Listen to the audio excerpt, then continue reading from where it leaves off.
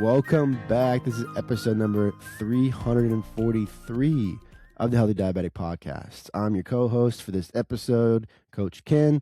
I'm joined by my partner in crime, M. Hubbard. This is episode number 13 of our live show. So if you're listening to this on the recording, and maybe you're listening to this on Apple Podcasts or Spotify, these are live now. So we do go live Tuesdays and Fridays at 2 p.m. We're not locked into a Tuesday, Friday, but we definitely want to do 2 of these a week where you can come on and interact with us, ask us questions as we're talking about a specific topic. So we're trying to do a lot in the background to make sure that you have some really good information on how to live with diabetes, giving our perspectives, giving our ideas on what really works for us and what doesn't work for us. So you have some ammo in your toolbox to put some things into action right now if you're looking for some support. Also, make sure that you're leaving a 5-star review on whatever platform that you're listening to. If you're on Apple Podcasts and Spotify, you can leave a 5-star review. That really helps the show grow and allows other people that are looking for diabetes podcasts to find the show. Before we get started, please remember that nothing that you hear on this podcast should be considered medical advice or otherwise. Please always consult your medical team before making any changes to your diabetes management. Welcome. How you doing? How are you? Everything's going well? Yeah, the hot dropped here officially. Yeah. What's the temp today in Florida? Dude, it's not that. It's kind of how it's like what happened today. There'll be a day in the kind of later afternoon where you're a little tired, and you're like, "Damn, that is heavy. That's kind of sticky air, you know." And like, it doesn't take more than 24 hours where you're looking forward to pool season and stuff. But we had all that really cold weather, man. So we're having like a second and a third fall right now. So there's horrendous pollen, dude. There's straight up, I've never seen this in my life. Tell me if you've ever seen this. Straight up tree stumps on people. Like, people are dragging tree stumps to their, to be picked up by trash. That's crazy. Yeah. It's not meant, the tropical plants and things like that, they were not, they can have a freeze, but not for the sustained amount of time. Not the way it is, Yeah. Understood. What about you? How are things? Things are good, man. So many moving parts right now in the business. Wait, don't talk business yet. Can I ask a side question? Yes. Because, you sent me a picture this weekend. That's the team right now. That's the team in the NHL, Columbus Blue Jackets, right? Yeah. The Jackets they're in the playoffs. They're in a playoff spot. So it's hopping here in Columbus for hockey. If you're a hockey fan, I think they're the first in the Midwest now. I think they're second. Second in the Midwest. Yeah. It's crazy. It is, man. And they're the hottest team in the league right now. Like they've got the biggest winning percentage since coming back from the Olympic Games. I have found it much easier to be a Columbus hater now that I move away. Like, not Columbus in general, like a Blue Jacket. Like, I see how difficult it must be to retain talent in certain cities, Yeah. I mean, it is. I mean, Columbus, I will say, like, even a lot of the Jackets guys, they've come out over the years and said like Columbus is a fantastic place to live, and it's a growing population's growing, the economy's growing, like everything's growing about Columbus. But it's like you have 4 brutal seasons, so it's not like you are in tropical Florida, but you still have 4 seasons. Not I guess you wouldn't say brutal seasons, because the seasons aren't brutal. You just have 4 crazy seasons. Sometimes things come to you and it just is so simple. A place like Columbus you move there maybe at 35, 40 in your 50s to kind of slow down. What are you talking about? People are moving here in their 20s. Hold on. But if you're not from there, I kind of see it more as that city. Like, if you want, but there's no excitement.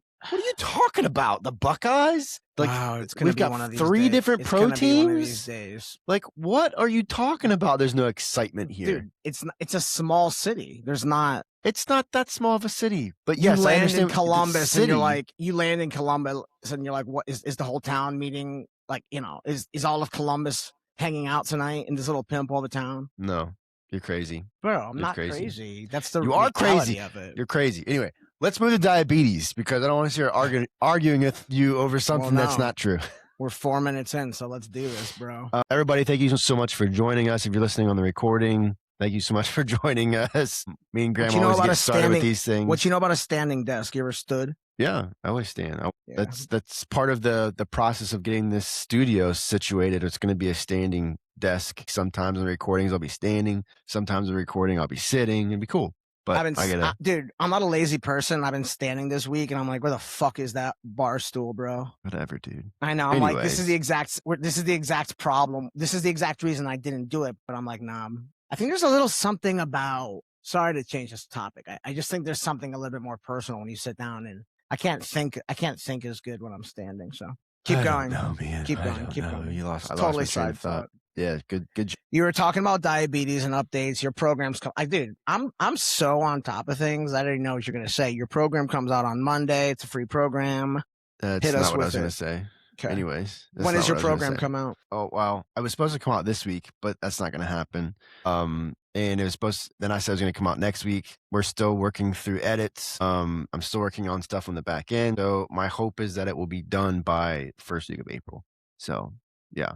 There's a pre-registration link, everybody. Like I'm telling you, this thing is like, I've literally there's literally 5 videos. If you watch all 5 videos, you get a bonus video. You get access to a bonus video that only people that are in coaching get, and you get it for free, right? So I've literally been working on this concept for a year. So I'm excited about it. It's going to be a really cool thing where you can get a lot of really good nuggets in 5 days, be part of a community and communicate 24/7 with people that are in the program. It's just going to be an ongoing thing. So people are going to constantly be coming in and coming out. So I'm excited about it. It's going to be really cool. Could you send me the video considering we work together? The video for what? You said that bonus top secret video. For sure.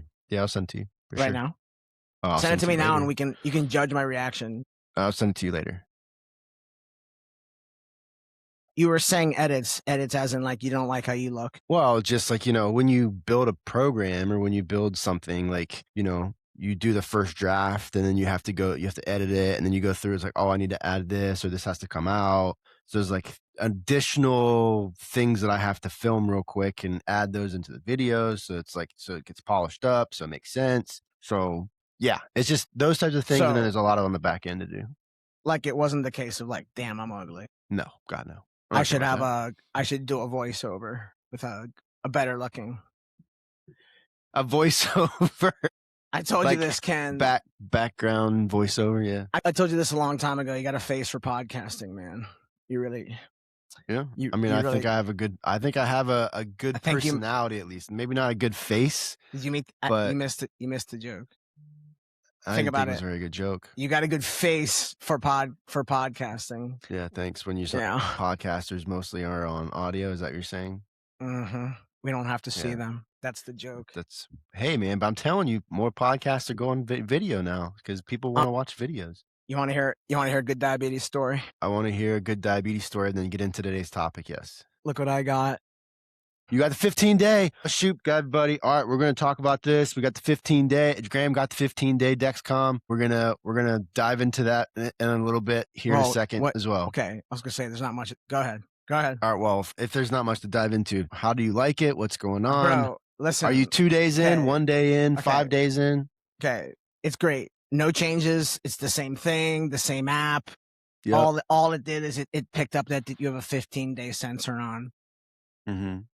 So that was Wednesday night. My wife was out of town on a business trip. So I'm doing things with my daughter, start wrestling, and I feel a CGM in my hand with blood on it. I knocked it off of myself within 3 hours.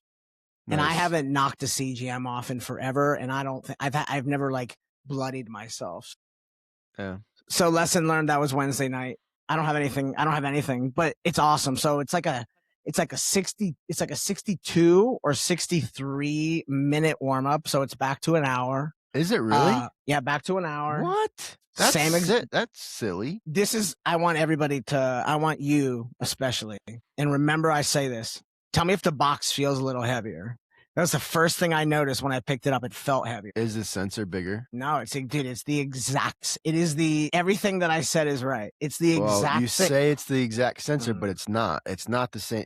On the outside, but on the inside, the components are different. So far, it was so bad for me that it already fell off of me, bro. So No, so I was so excited to talk to you. I was almost thinking I wouldn't even bring it up because that story is so lame, but yeah. It was a lame What story.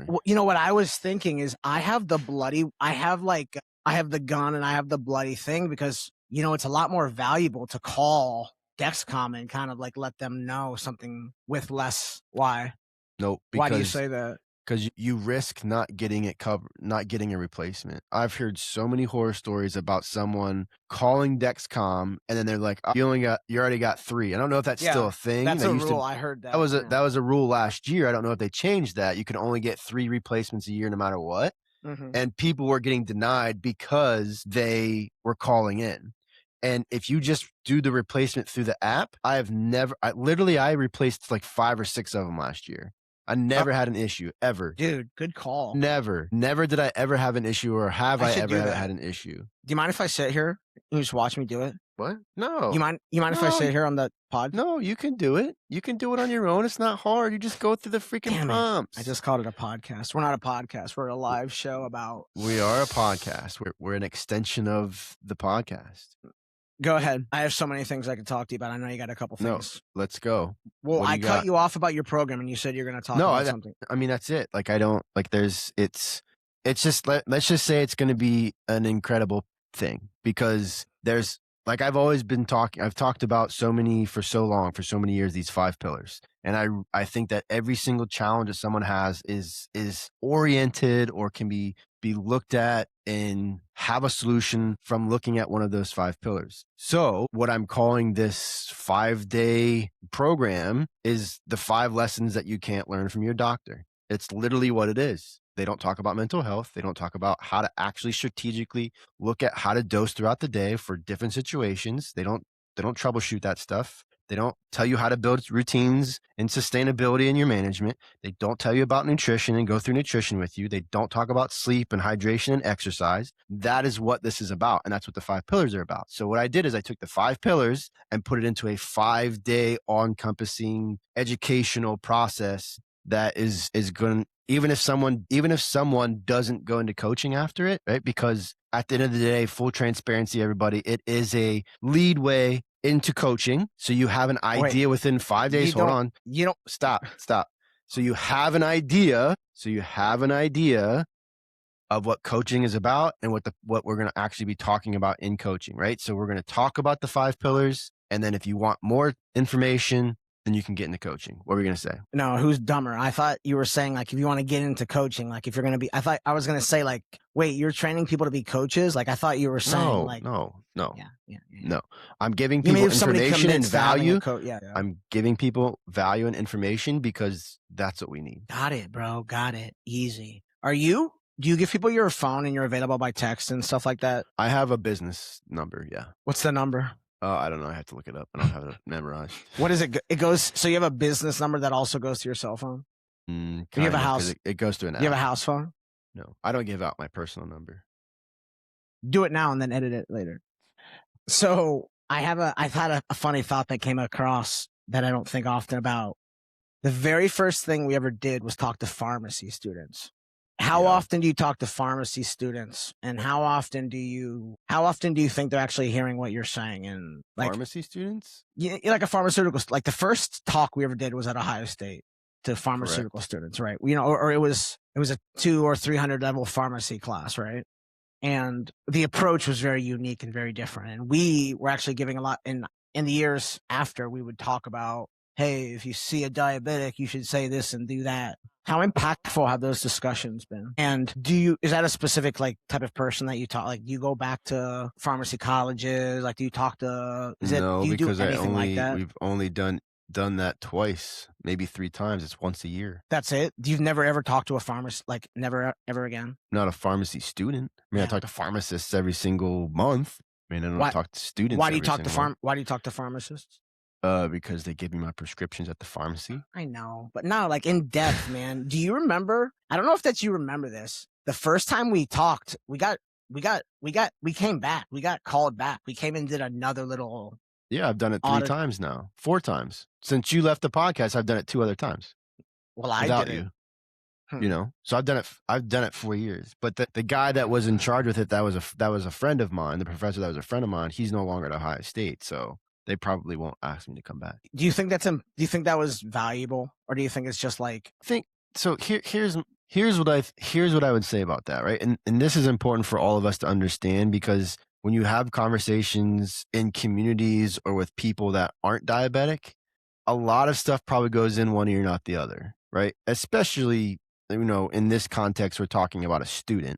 A student's just there to take the class. They're going to catch something that maybe that sparks their brain or sparks something, and they're going to retain part of that, right? So, but there are people that are affected with diabetes. Either their parents are type 2, or maybe they have a family member they're type 1, that they're gonna hear something real powerful and take that away. In the context of like, you're in a specific scenario, we're talking to, we'll just say, these pharmacy students, which these pharmacy students are potentially going to be the person across the way giving you your prescription, whether that's a pharmacy tech, whether that's an actual pharmacist. Like, that person might be that individual that's helping you with your insurance problems, with getting your medications, giving you info on the medications, whatever it is. And I think for me, the number one thing that was a message for me to those students was not just understand the person on the other side of the desk, right? So it's like, it's like that thought process. Like, you see someone once in a blue moon, and maybe you remember who they are, but you might not know their name. And then over time, like, you get to know their story, right? So I think for me, the biggest thing for them was, don't just think about the individual, think about what that individual is going through, right? In our context, we're dealing with a lot with trying to take either multiple medications. Maybe we're getting a lot of maybe we're getting our CGMs there as well. Like, you're getting multiple things to manage your life. And what I have found with some pharmacists, with doctors, we've talked about this before, is they don't have a lot of like excitement, compassion, and empathy when they're doing things. Mm-hmm. That's why, I will say, that's why I really like because all of the techs, the pharmacists, like, they're so helpful. They are so helpful. They constantly are giving me feedback. Like, one time I was trying to get the G15 day, and I had got the prescription in from my doctor. Like, everything was situated. It went through insurance, and I went to go pick it up. Before I even went to go pick it up, the pharmacist called me and said, "Hey man, I just want to give you a heads up. This thing's like $1,500 for 3 months of CGMs. Like, whether that's because it's at the beginning of the year or whatever, insurance just didn't pay for it." And so he was just like, "I just wanted to give you a heads up before you come over here." Like, and that goes the extra mile. He didn't have to do that. He didn't have to call me personally and say, "Hey man," like, but he knows my story because I've had conversations with him. I've talked to him. Mm-hmm. He knows my story. That's what this whole process is about. That's why for me, that's why this collaborative thought process with pharmacy, mental health professional, nutritionist, diabetes coach, endocrinologist, family practitioner, it should be a collaborative like approach to your whole entire healthcare or your whole entire management, to you living your life, right? I look at myself, because I come from the sports field in the fitness industry, and I played sports all my life. I look at myself, because this is how I deal with my athletes that I've always worked with. I think of myself as the GM of that individual's care. I'm the general manager of that individual's care. I'm going to call or send a message to the endocrinologist if there's a problem. I'm going to call the mental health professional and connect with them. I'm going to call whatever other health professionals they have, or message other, so I can like tell them, "Hey, this is what I'm working with this individual about. And if you have any insight on how I can help with these things that I'm working on with this individual about, that would be really awesome. And I'll keep you updated. I'll make sure that this person's prepared." Like, I've literally had conversations with other endos before saying, "Hey, I'm going to make sure that this person comes prepared with questions so you can have the best out of your time." And they're like, "Oh my gosh, you're amazing. Thank you so much." Like, that is what this process should be all about. I was gonna have a you tell a story conversation with you, but maybe work on the complete opposite ends. And I just wrote down, maybe Ken doesn't realize how judgy a a pharmacy visit can be, a visit with your trainer, a visit with somebody that's supposed to be looking out for you. Like, What do you mean judging? hold on. So what do you mean judging? Thank you. Amazing question. Yeah. And I have a perfect answer. And this is really funny, man, because I can't, again, the reason why we started this podcast was talking to pharmacy kids. And I have no idea if we ever took a negative approach to it, but a pharmacist sees your personal life. They see you with your kids. They see when you open your purse. They see that you have an HSA. They see you contemplating what's best for you. It's always task oriented. There's always something that's got to do. So people are short tempered. There's a lot of customer service to it. I find a pharmacist, that's a tough job, dude. That's a tough job, man. Like, it really, really is. And I mean this, the cards are stacked against you in terms of that. In terms of I feel very judged. I picked up 3 things yesterday, and the judge for me, it could be a million things, but it was like, who's going to get in the line behind me? She's got to go bag it up. Again, I'm using an HSA. So you're feeling judged from the other people that are trying to get medications filled as well? Or are you feeling judged from the pharmacist and the techs? It could be, it could be those Either things. one. Sure. It could be like, God damn, like, what else does this kid need now? You know, he's changing his Dexcoms now, blah, blah, blah. You know, it's like, and it's such a funny thought, right? Because that's what they're there to do. They're there to help me. But I think it's like, we talked about this recently. You can get rich selling sandwiches, but you got to sell a lot of sandwiches, you know, or you have one giant payment a few times a year. So it's the same thing. You gotta, pharmacies are paying attention to marketing, and, you know how you walk through the line at CVS and there's candy and they give you the receipt. Like, it's all a money. It's all a part of the money. But I guess I didn't realize. And I assume everybody kind of feels that way. Again, you feel judged by the people around you. But what about talking about us?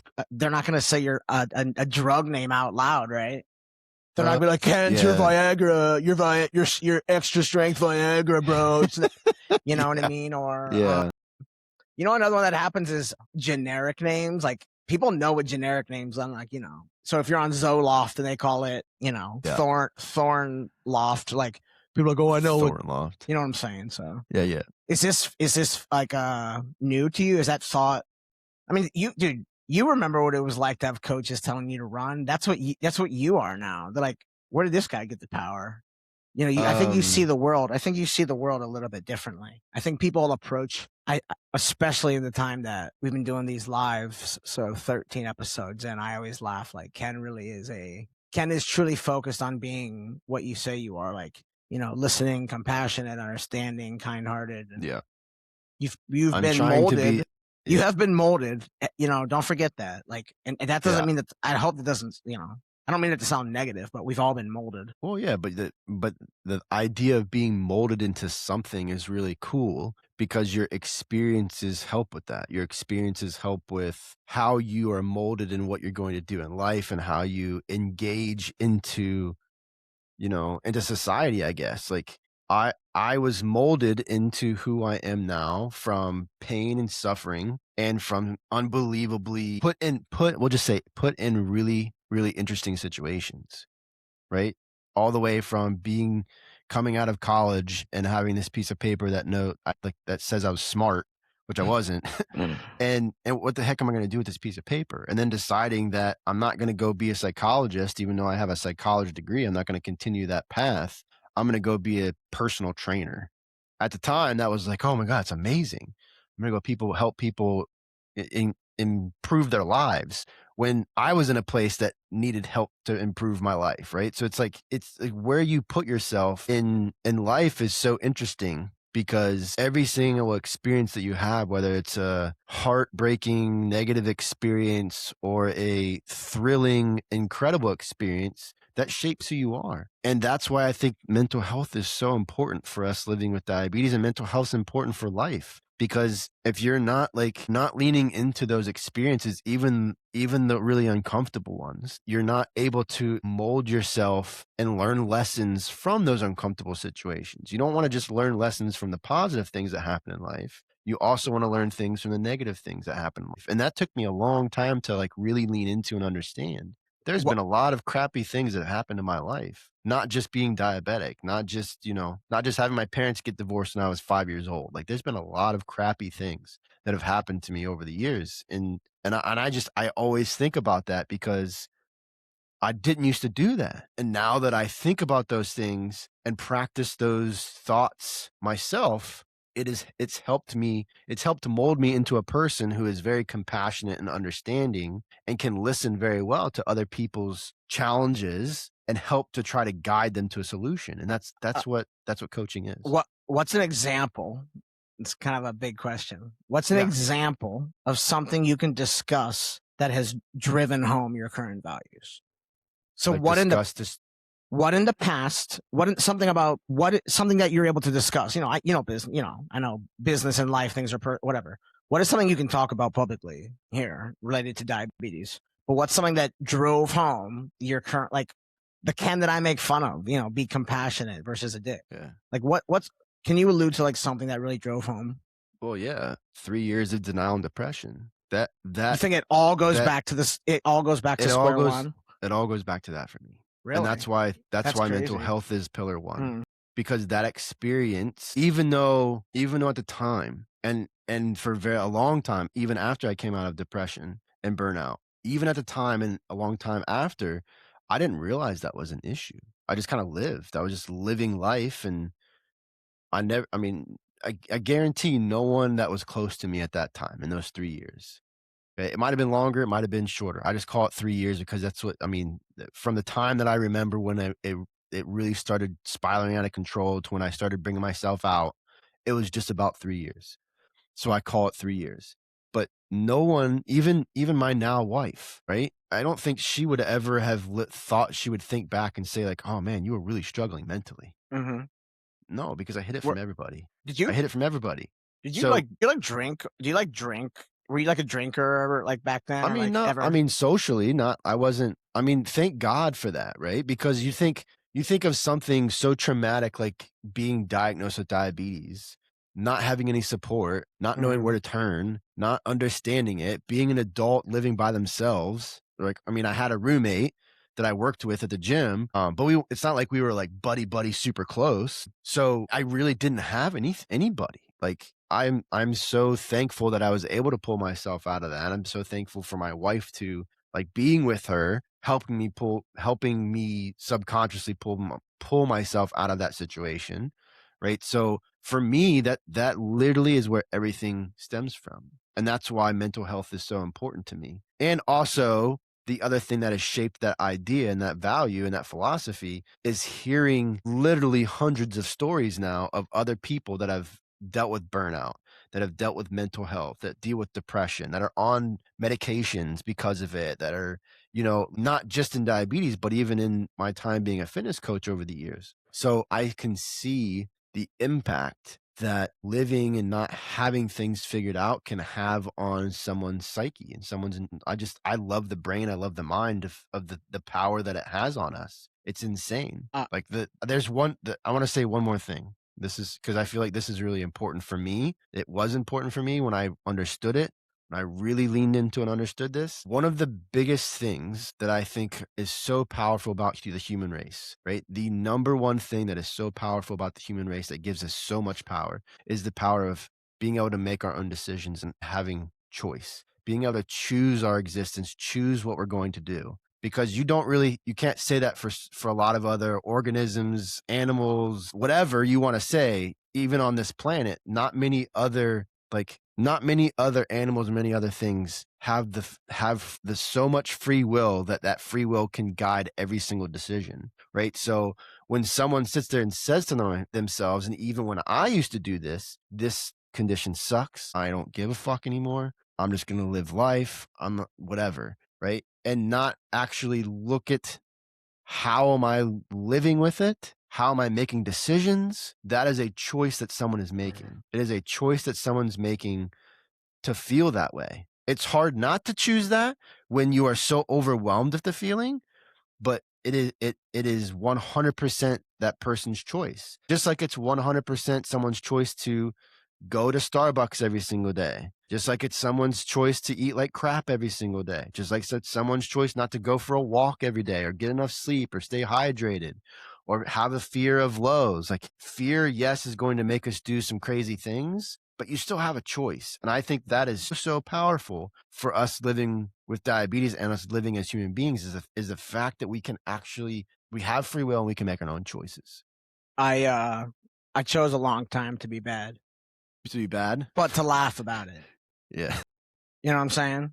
But but I think that's really interesting, Graham, because so many people would say like, oh, I want to be a bad guy, or I don't really Dear God, care. Ken is like, taking and going with this. Ken is saying, what Ken is saying is, yes, you're an asshole, Graham. You're admitting it. Let me tell you. So, wow, you pick up on this.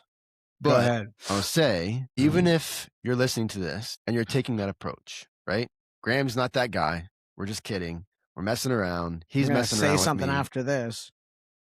Even if you are that person and you're throwing up your hands in disgust and you distrust everything, or you feel so overwhelmed and you're making a decision not to take a step forward and figure this out. Even if you're in that place, that's okay, right? Just because you're making a decision that you know is probably not the best decision for you and your overall health and you living with diabetes, that's okay. It's okay that you're making that decision. And it doesn't mean you're a bad person. It just means that you need guidance and support, which is why I'm here, which is why this podcast is here, which is why your endo's here, which is why all your friends are here, which is why other podcasts, social media, whatever it is, that's why those things exist, to help you pull yourself out of that. I did not have that. Those 3 years of just feeling like crap all the time and just living life and not letting anybody know, I didn't have any of those resources. I didn't know where those resources were. That's why it is literally my mission right now to help people with those resources. And that's why I always say too, everybody should have a coach. Everybody should have something. You have a sports coach, you go play basketball, you go hire a coach. Or you have a coach when you are playing competitive sports. That's what you have. You have someone to guide you through how to play the sport. Coaching, diabetes coaching, fitness coaching, mental health coaching, it is no different. It is literally no different. Every single person should have someone that's helping them that has been through what you're going through. And if you don't feel aligned with me and what I talk about, that's okay too. Go find someone else. And if you can't, call me, text me, email me, send me a message on Instagram. I will help you because I have multiple friends that could help you. This is insider information, but Ken actually coaches me for free. He actually called me. Really? You want to give that face? Ken called me and I was like, what's up? He's like, oh, I'm just calling to talk. And I died. Look at him. Now you laugh. I died. I was like, no. And with that point, I have learned something about myself. I am horrible at reflecting on something with other people because I do so much of it on my own. Like, I never rewatch a movie, a sports. Like, do you ever go back and watch Buckeye games? Like, do you watch classic Buckeye? Yeah, I never do that. You know, I watch Sports Center if I missed the program or whatever, but I am not and I guess I'm judging you. I mean, I didn't give two shits. I do not even know what I was knee deep in something. I don't really care what, but you know, I figured it was something about, recapping what we said. I'm just not a recapper. I mean, I am just not a recapper, bro. Dude, this is so funny, everybody. We're just going off topic. Well, we're not going off topic because people just are jealous that I get a free coach that calls me even though I don't even want to talk. I'm like, all we do is talk. Everybody, insider information. I was not calling Graham to coach him. I was calling my friend. To talk. I was calling my friend because I went on a long walk and I was like, who can I talk to right now? I'm going to call my friend Graham. Yeah, we're not that type of. God, that's funny. No, I was like, no. I think actually what I said was like, you got 5 seconds. 5 minutes. You got 5 seconds. I'm like, dude, I just called to talk. I just called to talk. You're fine. Call me later. So that's another thing that you like experience in life. If you say that to somebody and they like immediately by their tone, their stutter, you like know it's and people don't mind. Just like they'll just drop news on me hard. But, another funny thought. You're gonna hate me for this, man. You're gonna hate me for this. I don't think I know I don't think I know the best way anymore. I know that I know the that best way of what? Everything. To manage diabetes, just no, I think it's gone a little bit bigger. I think it's going a little bit bigger. You don't and know I think the it's best because way to live life. Is that what you're saying? No. You're missing what I said. People say like people are like, do you think that's the best way of doing it? And I'm like, no, I don't think. I know. Like, there's no questioning my methods, my ways. It came down to, I was with a good friend of mine in New York. Parenting, I mean, essentially an angle of parenting. And I just like, he's losing his mind. Imagine giving someone all your emotion and telling them how you feel, and that person laughing, just laughing. I'm just laughing at him. Like, or like, relax, the old dude, relax. And it's just hit me that moment. And I said to him, I was like, dude, you're going to hate me for it. And we like reflected later. I was like, you're going to hate me for this. Like, I don't question anything that I do anymore. Like, I'm 40. I've had diabetes alongside it. I just don't like. But that's good. I know that's good, but I don't want it to be. This is going back to my whole point of what I don't know how I brought up something about my personality being a little bit,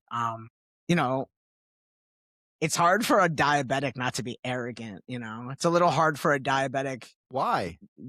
It's like hard not to be. I don't think that we're arrogant. I don't think that's what.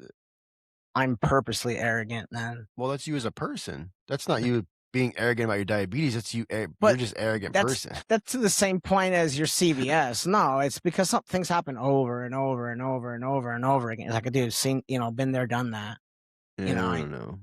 Bro, do you know the number one question I get? How old are you? Someone said to me at the gym, I heard that little girl calling you dad. Is that right? How old are you? Was this person trying to hit on you, Graham? Be honest. Let's go. It's all the time. And it's because you look like you're 30. But you don't look 40. It's worked horrible. It can work terrible. It can work terribly against you. That's one of those things. Why? You can't look young, bro. You can't look young in a room full of old dogs, Why? Your confidence. You want to hear makes why? you be there, man. You want to hear a funny? I'll tell you a funny thing that happens. Yeah. Then people think you're lying.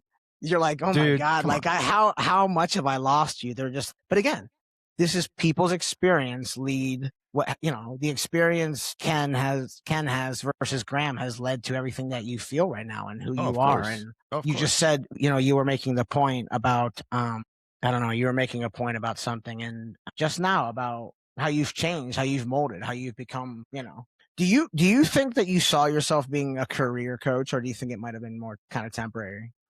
You were diabetic already when you started coaching? I never thought I would want to be a career diabetes coach.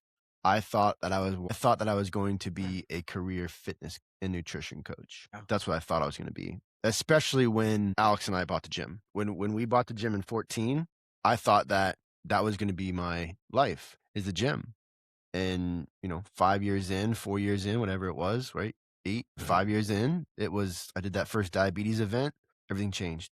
COVID happened. Everything changed. So yeah, you don't got to tell me. I know. Ken has never taken no for an answer from me. Yeah, no. It's good for you, bro. I don't want to take humbled by your drive. I have taken no's, or I have taken a no from so many people, right? Of me even saying no, I don't want to do this because of fear.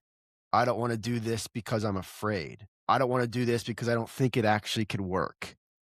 Come on, it's a bunch of BS. Mm-hmm. Just like in diabetes, I don't want to change my ratio because my doctor said I shouldn't, or because I don't feel confident in doing that, or because what's been working is working. I don't want to change things up, which is fine. If it's working, it's working. Okay. But when we think about diabetes, there's so many things that happen every single day that is going to require you to at least think about changing things occasionally, right? I think that is one piece that people forget when we're talking about diabetes management, is you can't just stay rigid inside one specific thing. If I stayed rigid in one specific thing, I never would have got off a pump and went on MDI. I never would have started a Afrezza. I would have just kept trying to figure things out with the pump and been frustrated because it's not working the way I want it to work.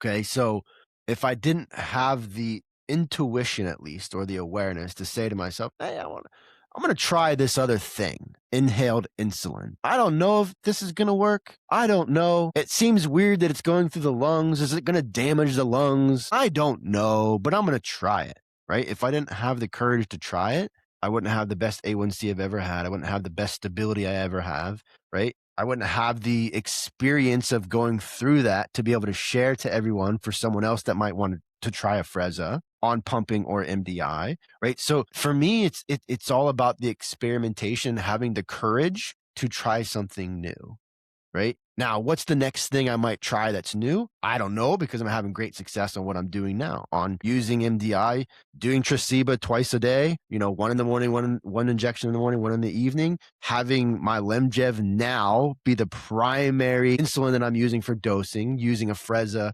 inhaled insulin to cover for highs, like because it works so fast. Where I used to, when I switched off the pump, I used to use Tresiba in the same way, one dose in the morning, one dose at night.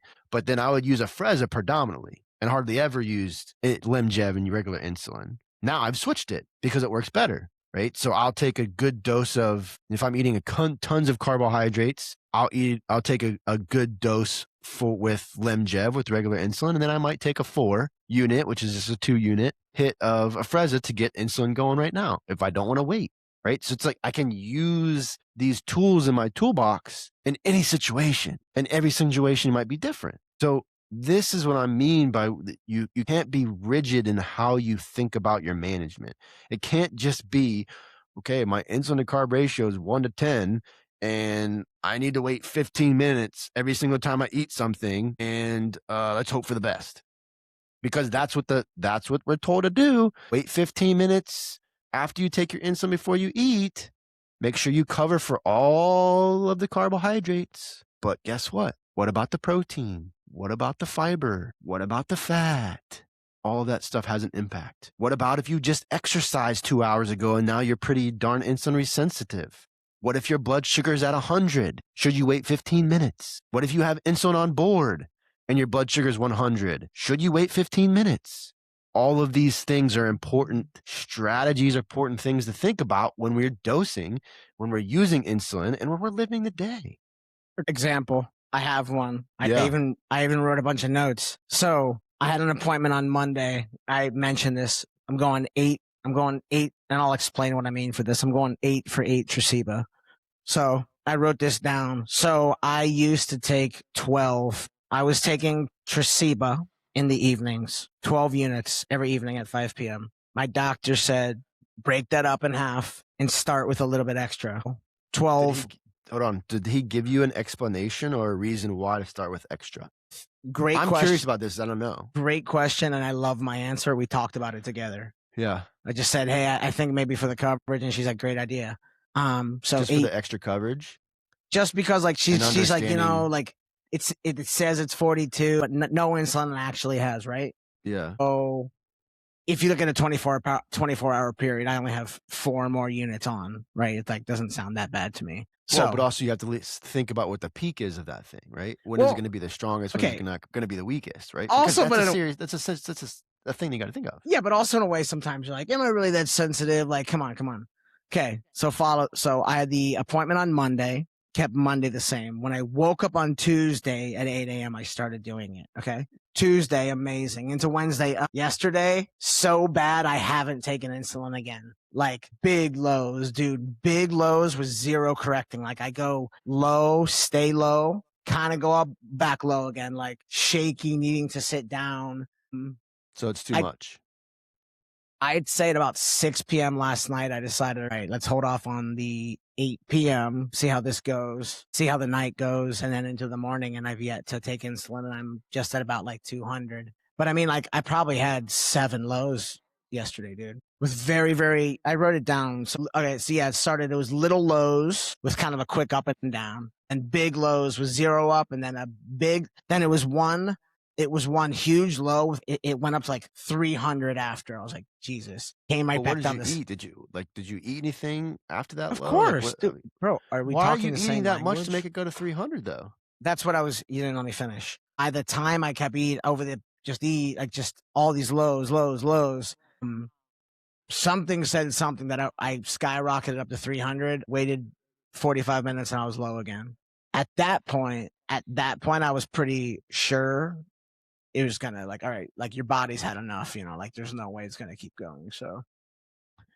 So interesting enough, I guess I'm probably going to go. I mean, is it even worth going down to 7 units type of thing? No, I think you should go 6. All the way back 6 down and to 6. 6. Yeah. I think you should. Are you surprised to hear what I just said? Are you surprised by that? No, knowing how sensitive you are to insulin. No, it doesn't surprise me at all. Because you added 4 units in one day. That first like 20, man, that like first 24 to 36 hours. Like, I mean, even now, I mean, it's. Or you're misdosing food. That's why you're doing, that's why that's Stop, happening. Stop. Dude, It's like somebody like, oh, I had one drink, man, and I was like sloppy. No, you just said you were drinking, you idiot. It's not, you're, it doesn't make any sense, bro. Whatever. I'm just trying to understand how you went from being low. Didn't eat a meal. This is interesting. Went to 300. This is for 32 years. This is how I've always approached my basal changes. I couldn't think of the name. I usually will go on the high end to the point where it's like this, like it's a really tough day, and then I'll just start backing down. What's confusing about backing down? Like I'm backing down. I just don't know why you went from 12, where 12 was working for a long time. It's not like you're getting any less insulin. That was the idea. That was the thought. That was the thought. That was the thought that we had. Maybe it made more sense. I don't know. I'm sorry. You didn't go up by 4. You went up by what? You went up by 2. No. 2. No, you went up by 4 because you went 8 and 8. Well, no, the math would have been 6 and 6, and you went up 2. If I took my you went to 8 and 8, so that's 16. Yeah, whatever. Right? I'm just saying, man. So you went up 6. It's not 4. Okay, I took 12 every day. Half of 12 is 6. So I Correct. come to the plate planning 6, to take. But you did 8 when I think in the morning and 8 at night. So that's 16. Yeah. So you went up by 6. Yeah. It doesn't surprise me you're going low. No, I went up in 24-hour period. I went up by 4 units. Okay. 8 and 8 is 16 versus 12. You're in a bad mood. Why are you in a bad mood today? What's got you? I'm not in a bad mood. Is the weather bad there? Is the weather bad there? You've been in a No, it's piss actually mood warm today. It's warm today. That's probably has you bad. That's probably what has you in a bad mood. Like it's not gonna stay. What, good weather? Rainy. Good weather has me in a bad. I'm not in a bad mood. Who says I'm in a bad mood? Why am I in a bad mood? Everybody, am I in a bad mood? I'm not in a bad mood. I'm just trying to understand your rationale. What's the plan for the weekend? You got diabetic stuff happening? I'm working on, I'm going to try to spend as much time I can with the girls and try to finish this program for everybody because it's going to be sick.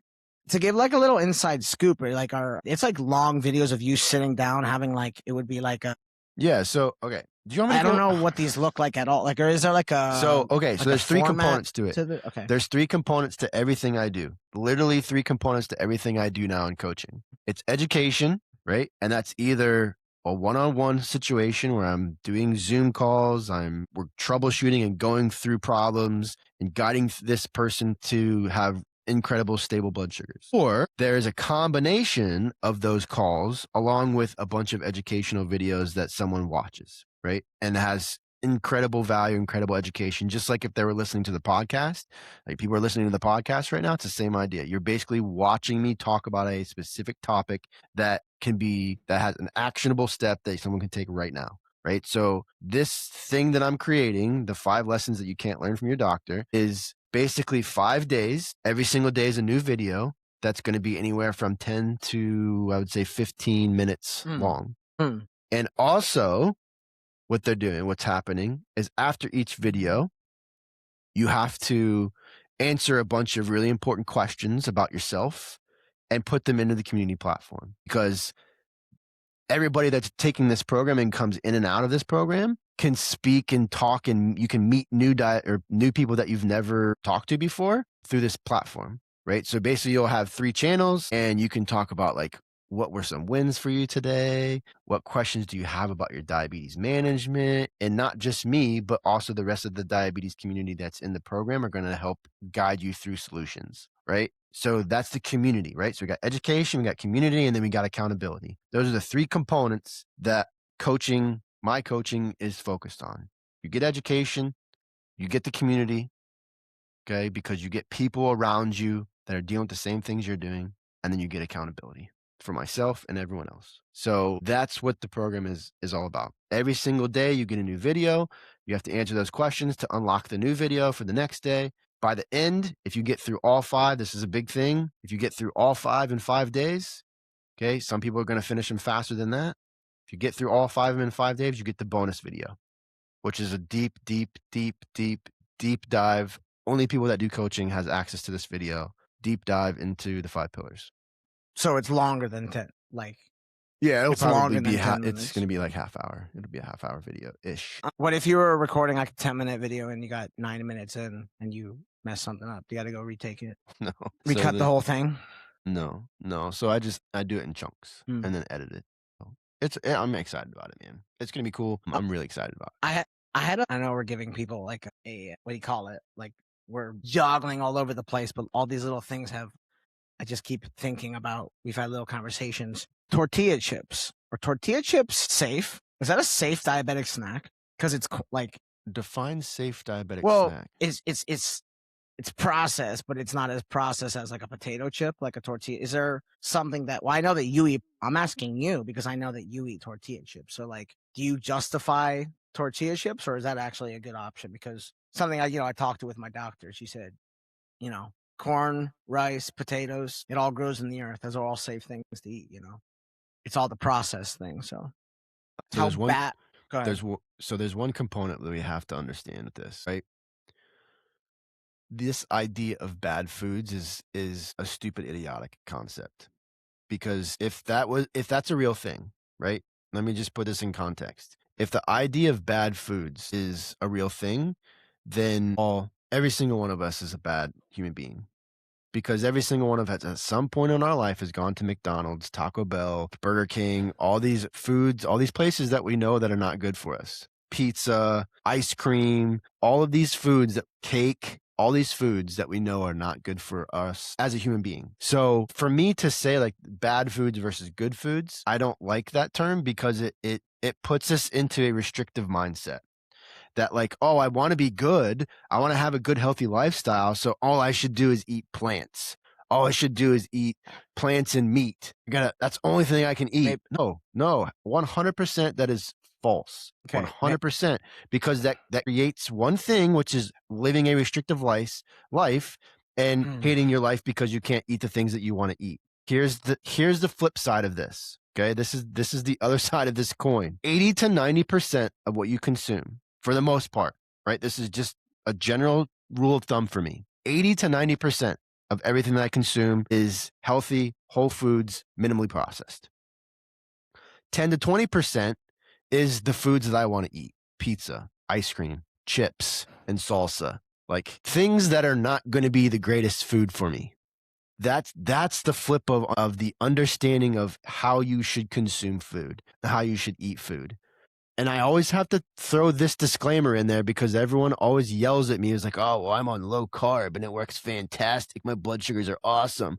That's amazing. Keep doing that. But again, the number one rule in whatever you do, whether you're eating completely 100% clean and only eating whole foods, eating low carb, whatever it is, the number one rule is if you're not allowed to feel restricted in how you are living your life, because it leads to not being able to have a sustainable lifestyle. As soon as you don't have that, as soon as you start saying to yourself, I hate this diet. Oh my God, this Whole30 sucks. Oh my God, I just want some carbs. Whole30. It's not gonna work. You're just gonna go back to old habits. You completely decimated the words that I used to end the episode. Yeah, I'm sorry. Well, you used the wrong words. All right, here's my real question. Are tortilla chips fried or baked, bro? Is it cooked in oil or are they baked? Sometimes they're fried and cooked in oil. I mean, they're all cooked in oil. They're all cooked in oil, but sometimes they're baked. So it's a snack. It's not. It's like a potato chip. It just potatoes, potato. What do you mean?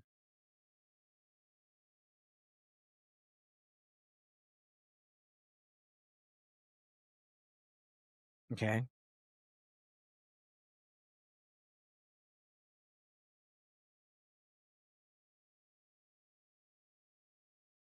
Tortillo. God, dude. My favorite brand. Let me guess. A Tostino's. No, absolutely not. Wait, Tostino's scoops. No, absolutely not. Tostitos is terrible for you. I kind of think of it has vegetable oil and like other chemicals in it. right? So the best one for me that I like, it's just me, this is me, is the brand Siete, because they use avocado oil. They don't use seed oils. They don't use vegetable oil. They don't use sunflower oil. They don't use canola oil. They're using avocado oil. Now, is that like the best option? Like, should you always eat that? Maybe not, but it's a way better option than doing Tostitos, because Tostitos uses Tortitos, whatever you want to call it. Tostinos. Tostinos. I don't even know. Now, I'm going to say this. I've eaten Tostitos before. They're fan-freaking-tastic. So if I want Tostitos on the 10 to 20% of I'm just going to eat something I want to eat, then that's fine. But in terms of my overall health, that's not my first choice. If I'm going to eat a chip, it's going to be a Siete chip, something like that, that's cooked with avocado oil, because it's not going to cause as much of an inflammatory response in the gut, which is not going to drive insulin resistance as much as some of the other ones. Did I just crush your world? I'm sorry. No, I'm just no. You asked me a question and I gave you the answer. 3 or 4 episodes just end up us just an argument. Like, you're just killing me. What am I killing you over?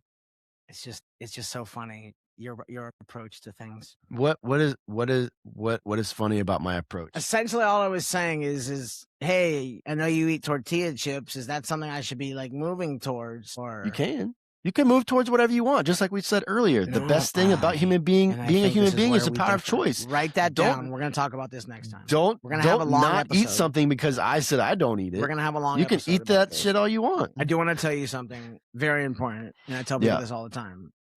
And I don't know if you know this, a diploma is not just a piece of paper. It has your name on it, and it'll say like Ken went here and he graduated, and it's, people think it's just like a piece. It's a piece of paper that's supposed to say you're smart because you spent a crap load of money. You went to 4-year school, 5-year school, 6 years, whatever you want.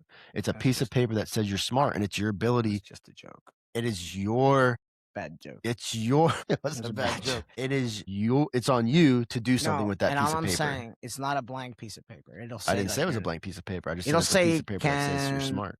It'll say my diploma is. I'm I'm very proud of my diploma. Know it all, Coach K3. Yeah, whatever. Coach K3. Coach K3. I should probably change that, shouldn't I? I probably should change. If you guys think I should change my Instagram handle, wait 48 hours and call me. You want to wait 48 hours and call you? Yeah, so call you on Sunday? Yeah, I'll be standing by. All right. I'll be dying for that call. Oh God. All right, everybody. Thank you so much for listening. It was a pleasure as always. This was a weird episode. I'm going to just say that right now, that if you guys made it to the end here, I'm going to give you high fives, because I don't know if I would have made it to the end of this episode. This is kind of all over the place. It was a good episode. I really liked the content, but it was kind of all over the place. So hopefully you made it to the end here. Thank you so much for listening. Graham, as always, you're the man, the myth, and the legend. Reach out if you guys need support. If you want to pre-register or get some more information about the new program that's about to drop, hopefully in the next couple of weeks, there is a link in the show notes that's just about pre-registering. Just go there. The program's going to be free. I'm not going to be charging for it for the first 30 days. So this is the time to get into it now, because I'd love your input too on what you guys think of it. Is it something that you think is valuable? If not, great. It needs a change.